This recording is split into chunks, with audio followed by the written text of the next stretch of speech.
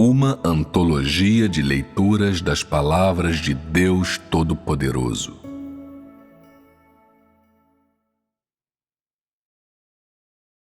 A obra de Deus e a prática do homem.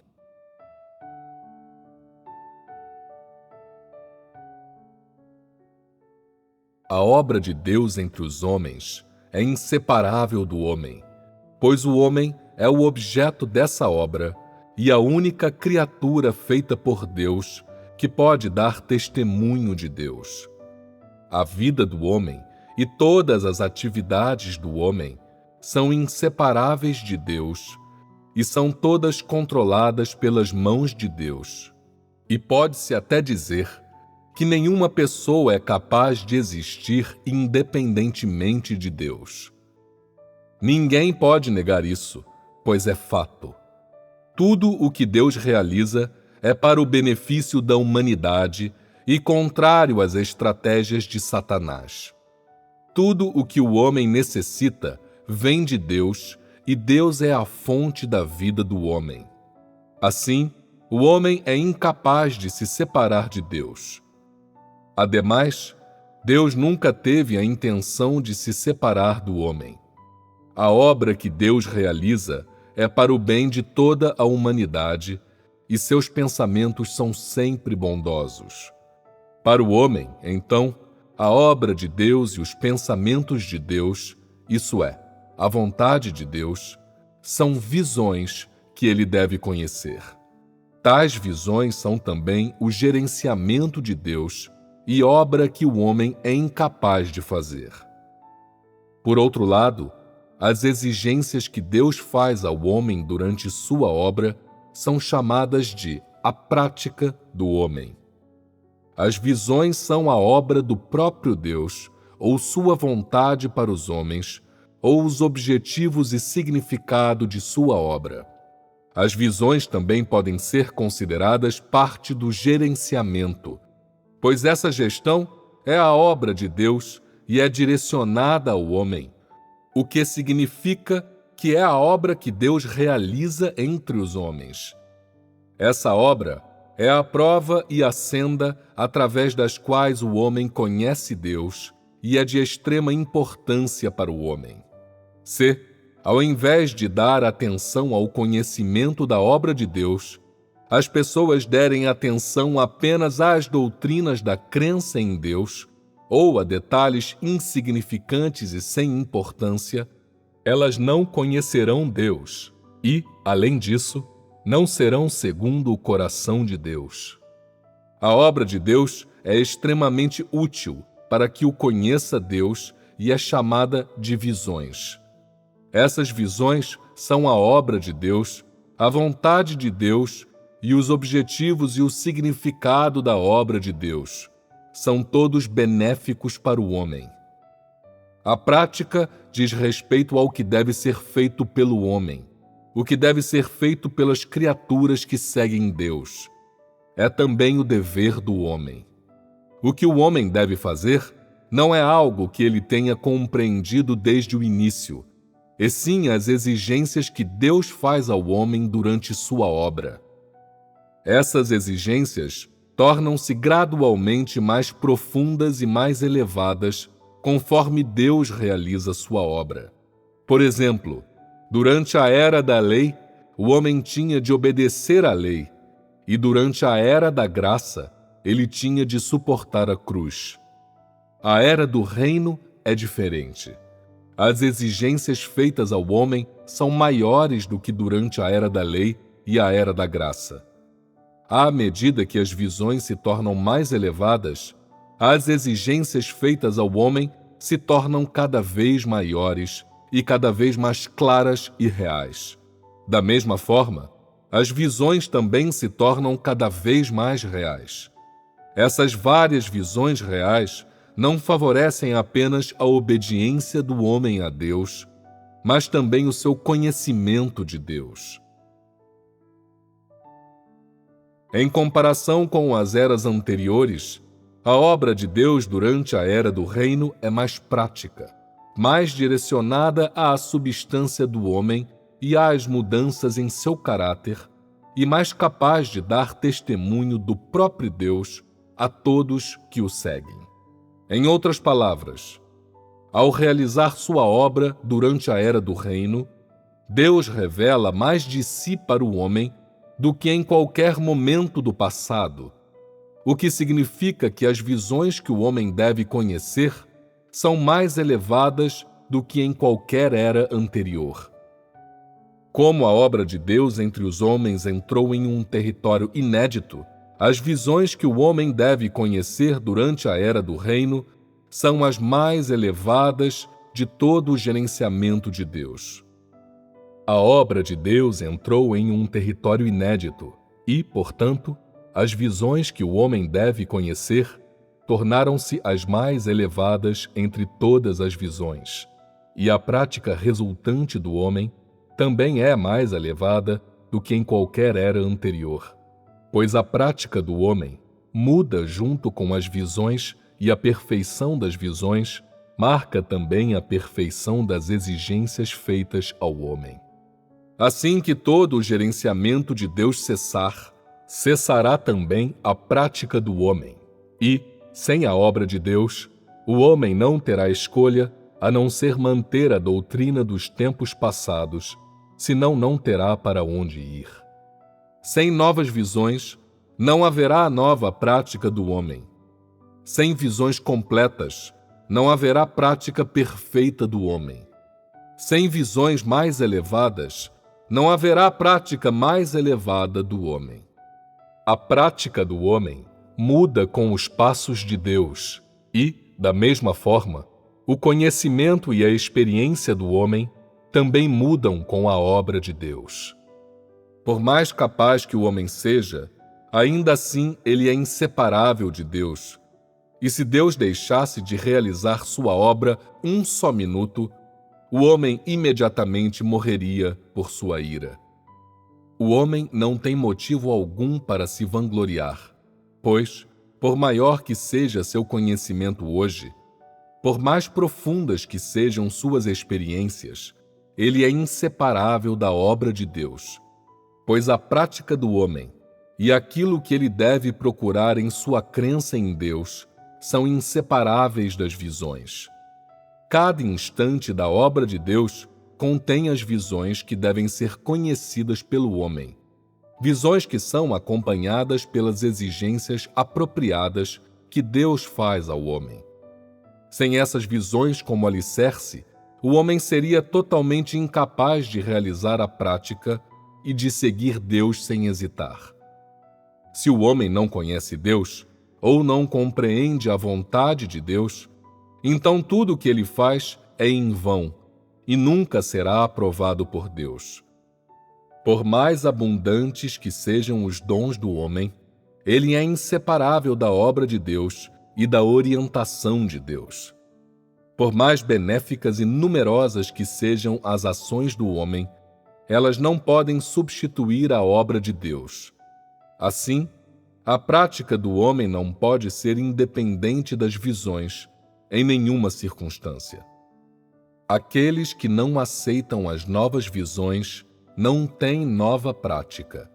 A prática deles não tem relação com a verdade, porque eles seguem a doutrina e obedecem à lei morta. Eles não têm nenhuma visão nova e, consequentemente, não põem nada da nova era em prática. Eles perderam as visões e assim perderam também a obra do Espírito Santo e a verdade. Aqueles que perderam a verdade são a progênie do absurdo, são a personificação de Satanás.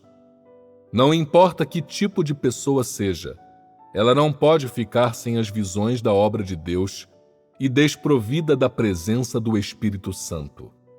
Assim que ela perde as visões, desce imediatamente para Hades e vive em meio à escuridão.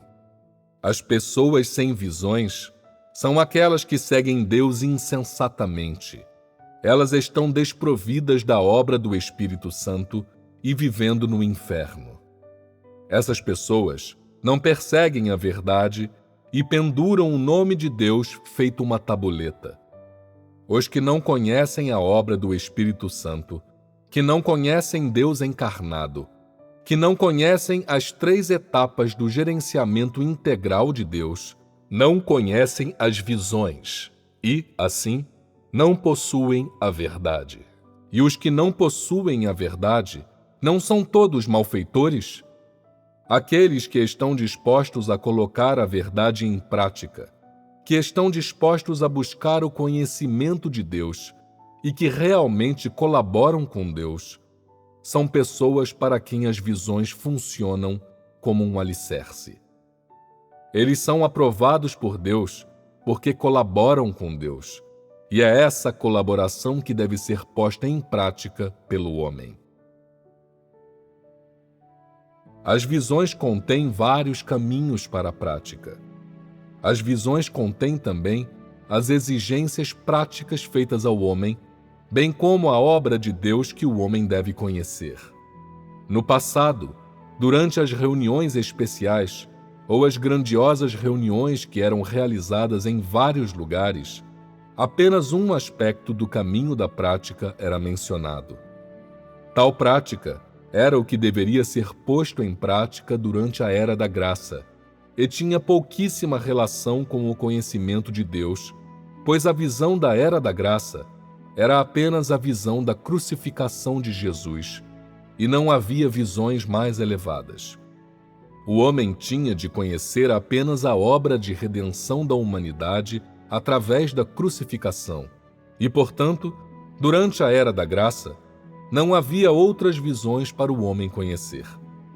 Dessa forma, o conhecimento do homem de Deus era escasso, e além do conhecimento do amor e da compaixão de Jesus, havia apenas algumas coisas simples e lamentáveis para ele pôr em prática, coisas que estavam muito aquém do que existe hoje.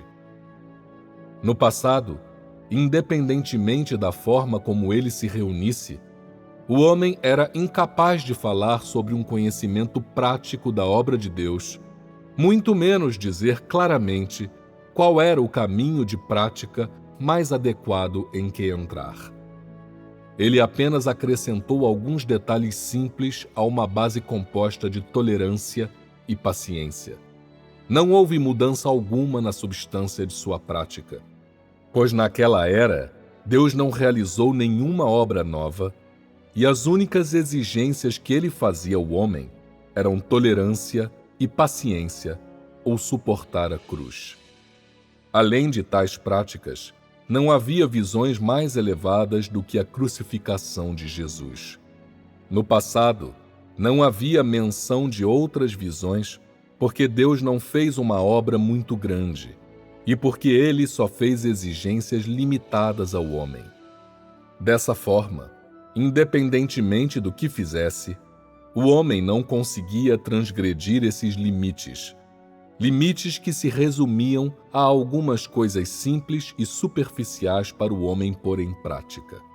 Hoje, eu falo de outras visões, porque mais obra tem sido realizada, obra que é muitíssimo maior do que na Era da Lei e na Era da Graça.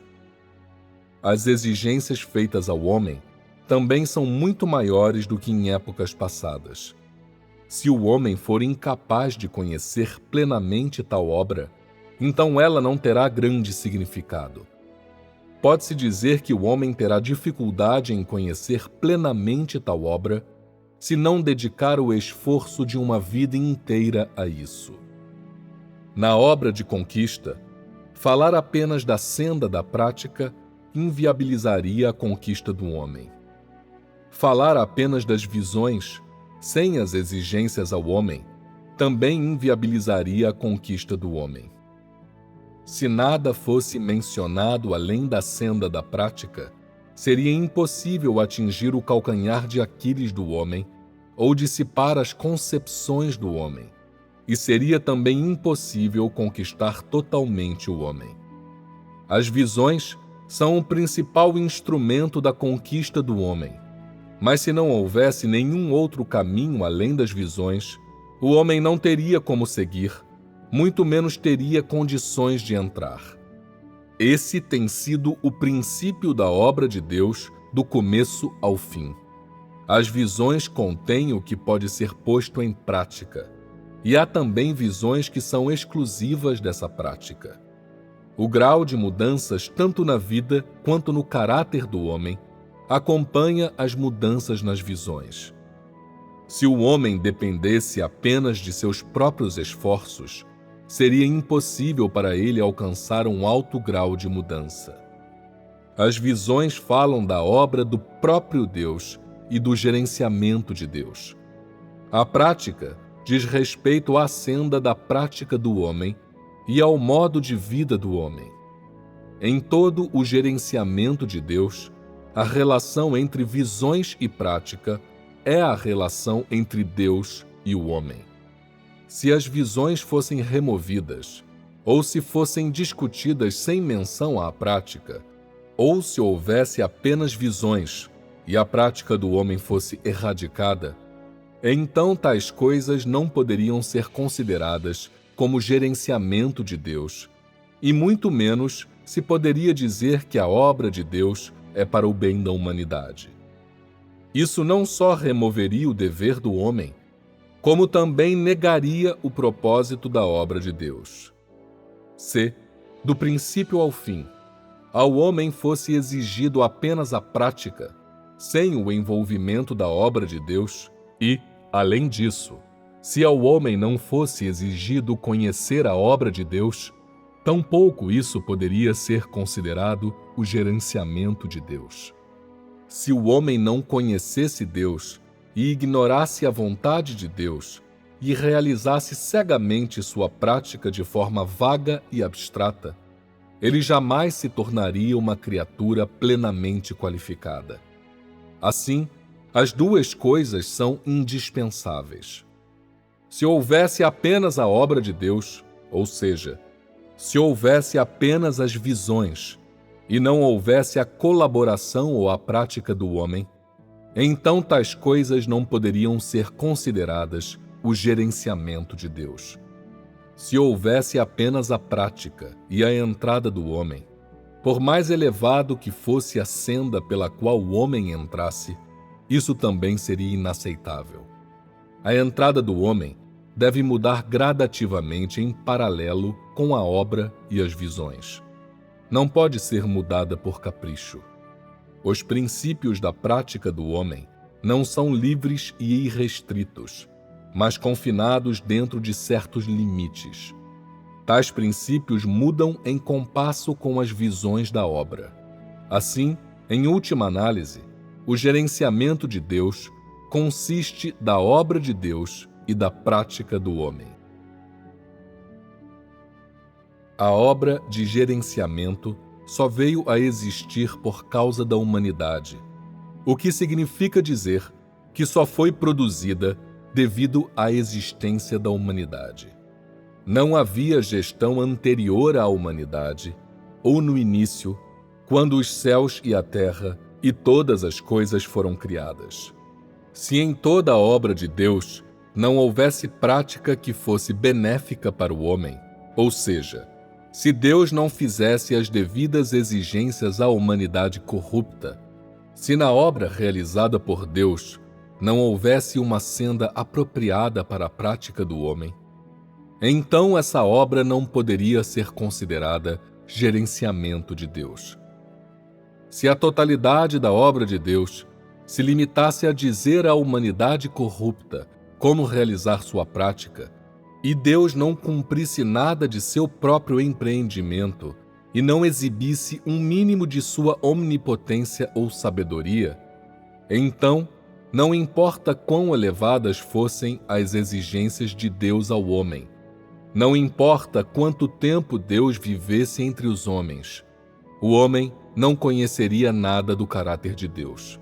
Se fosse esse o caso, então esse tipo de obra seria ainda menos digno de ser chamado de gerenciamento de Deus. Simplificando, a obra de gerenciamento de Deus é a obra realizada por Deus, e toda a obra realizada sob a orientação de Deus por aqueles que foram ganhos por Deus. Essa obra pode ser resumida como gerenciamento. que diz respeito à obra de Deus entre os homens, bem como a colaboração com ele de todos os que o seguem. Todos esses elementos coletivamente podem ser chamados de gerenciamento. Aqui, a obra de Deus é chamada de visões e a colaboração do homem é chamada de prática. Quanto mais elevada a obra de Deus, isto é, quanto mais elevadas as visões, mais o caráter de Deus se torna claro para o homem e em desacordo com suas concepções, e mais elevadas são a prática e a colaboração do homem. Quanto mais elevadas as exigências ao homem, mais a obra de Deus está em desacordo com as concepções do homem e, consequentemente, as provações do homem e os padrões que ele deve alcançar também se tornam mais elevados. Na conclusão dessa obra, todas as visões terão sido realizadas e o que o homem deve colocar em prática alcançará o auge da perfeição. Esse será também um momento em que cada um será qualificado de acordo com seu tipo, pois o que se requer que o homem saiba terá sido mostrado a ele. Portanto, quando as visões alcançarem o apogeu, em conformidade, a obra se aproximará de seu fim e a prática do homem terá atingido seu zênite. A prática do homem baseia-se na obra de Deus, e o gerenciamento de Deus só é plenamente expresso graças à prática do homem e à colaboração do homem. O homem é a peça principal da obra de Deus. É tanto o objeto quanto o produto do gerenciamento integral de Deus. Se Deus trabalhasse sozinho, sem a colaboração do homem, então não haveria nada que pudesse servir como a cristalização de toda sua obra, e dessa forma, o gerenciamento de Deus não teria a menor importância. Somente com a escolha de um objeto apropriado, fora da obra de Deus, e capaz de expressar essa obra e provar sua onipotência e sabedoria, é possível alcançar o objetivo do gerenciamento de Deus e alcançar o objetivo de usar toda essa obra para derrotar Satanás em definitivo. Portanto, o homem é uma parte indispensável da obra de gerenciamento de Deus e o único capaz de fazer o gerenciamento de Deus frutificar e alcançar seu objetivo final. Além do homem, nenhuma outra forma de vida pode desempenhar tal papel. Para que o homem se torne a verdadeira cristalização da obra de gerenciamento, a desobediência da humanidade corrupta deve ser completamente erradicada. Isso exige que o homem receba práticas adequadas para tempos diferentes e que Deus realize a obra correspondente entre os homens. Somente assim será ganho, no final, um grupo de pessoas que são a cristalização da obra de gerenciamento. A obra de Deus entre os homens não pode dar testemunho do próprio Deus apenas pela obra de Deus. Tal testemunho requer também seres humanos vivos que sejam adequados para a sua obra para que seja realizada. Deus primeiramente operará nessas pessoas, através das quais sua obra será expressa. E assim, o testemunho dele será dado entre as criaturas. E com isso Deus terá alcançado o objetivo de sua obra. Deus não age sozinho para derrotar Satanás, porque ele não pode dar testemunho direto de si mesmo entre todas as criaturas. Se o fizesse, seria impossível convencer o homem totalmente. Então Deus deve realizar sua obra com um homem para conquistá-lo. E só então ele será capaz de obter testemunho entre todas as criaturas. Se Deus agisse sozinho e não houvesse a colaboração do homem, ou se a colaboração do homem não fosse exigida, o homem nunca poderia conhecer o caráter de Deus e seria eternamente ignorante da vontade de Deus. Isso não poderia ser considerado a obra de gerenciamento de Deus. Se apenas o homem se esforçasse, buscasse e trabalhasse duro, mas não entendesse a obra de Deus, então o homem estaria apenas pregando peças. Sem a obra do Espírito Santo, o que o homem faz é de Satanás. Ele é rebelde e um malfeitor. Satanás se revela em tudo o que é feito pela humanidade corrupta, e não há nada que seja compatível com Deus. E tudo é a manifestação de Satanás. Nada do que foi mencionado é exclusivo das visões e da prática. Sobre o alicerce das visões, o homem encontra a prática, encontra a senda da obediência para que possa deixar de lado suas concepções e conquistar as coisas que não possuía no passado. Deus exige que o homem colabore com ele, que o homem se submeta inteiramente às suas exigências, e o homem pede para enxergar a obra realizada pelo próprio Deus, para vivenciar o poder supremo de Deus e conhecer o caráter de Deus. Nisso consiste, em resumo, o gerenciamento de Deus. A união de Deus com o homem é gerenciamento, o gerenciamento supremo. Aquilo que envolve as visões diz respeito basicamente à obra de Deus, e aquilo que envolve a prática deve ser realizado pelo homem e não tem relação com Deus. A obra de Deus é concluída pelo próprio Deus, e a prática do homem é realizada pelo próprio homem. O que deve ser realizado pelo próprio Deus não precisa ser realizado pelo homem, e o que deve ser praticado pelo homem não tem relação com Deus. A obra de Deus é seu próprio ministério e não tem relação com o homem. Essa obra não precisa ser realizada pelo homem e, além disso, o homem seria incapaz de realizar a obra a ser realizada por Deus. A prática exigida do homem deve ser realizada pelo homem, seja ela o sacrifício de sua vida ou sua entrega a Satanás para ser testemunha. Tais coisas devem ser realizadas pelo homem. O próprio Deus conclui toda a obra que deve realizar, e o que o homem deve fazer é mostrado ao homem, e o trabalho restante é deixado para o homem. Deus não realiza nenhuma obra adicional. Ele realiza somente a obra dentro da competência de seu ministério e apenas mostra o caminho ao homem. Realiza somente a obra de abrir o caminho, e não a obra de pavimentar o caminho. Isso deve ser compreendido pelo homem. Colocar a verdade em prática significa colocar as palavras de Deus em prática, e tudo isso é o dever do homem. É o que deve ser feito pelo homem, e não tem nada a ver com Deus. Se o homem exige que Deus também passe por tormento e refinamento na verdade, assim como o homem, então o homem está sendo desobediente.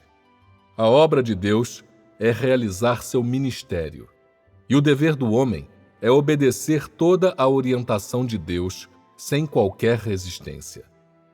O homem tem o dever de cumprir o que lhe é exigido, não importa como Deus realize sua obra ou viva. Somente Deus pode fazer exigências ao homem, ou seja, somente Deus está apto a fazer exigências ao homem.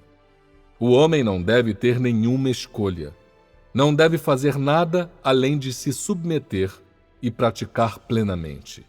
Esse é o sentido que o homem deve ter. Quando a obra a ser realizada pelo próprio Deus for concluída, o homem deve experimentá-la, passo a passo. Se, ao final, quando o gerenciamento integral de Deus estiver concluído, o homem ainda não tiver cumprido o que é exigido dele por Deus, então um homem deverá ser punido. Se o homem não cumpre as exigências de Deus, isso se deve à desobediência do homem.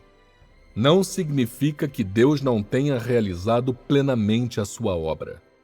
Aqueles que são incapazes de pôr em prática as palavras de Deus, aqueles que são incapazes de cumprir as exigências de Deus e aqueles que são incapazes de dar a sua lealdade e cumprir seu dever, todos serão punidos.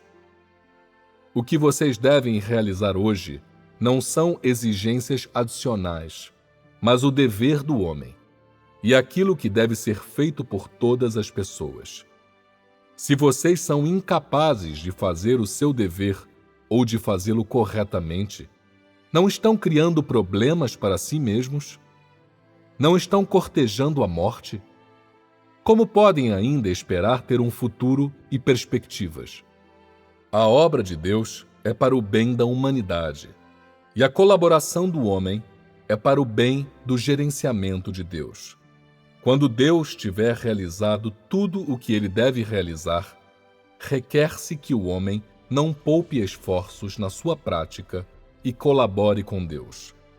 Na obra de Deus, o homem não deve poupar esforços.